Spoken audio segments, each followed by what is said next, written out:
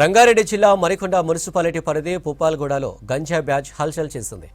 గంజాయి మత్తులో కారును నడిపారు నలుగురు యువకులు. కారు అదుపు తప్పి ఆగి ఉన్న స్కూటీని ఢీకొట్టింది. అక్కడే మరోసారి గంజాయి సేవించారు. పవిత్రమైన అనంత పద్మనాభ స్వామి ఆలయ పరిసరాల్లో ఇలాంటి పనులు చేయొద్దన్న స్థానికులపై రాళ్లు సీసాలతో దాడి చేశారు.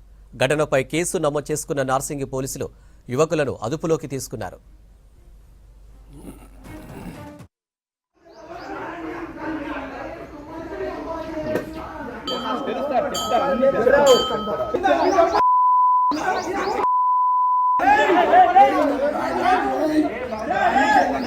మన బండేనా మొత్తం.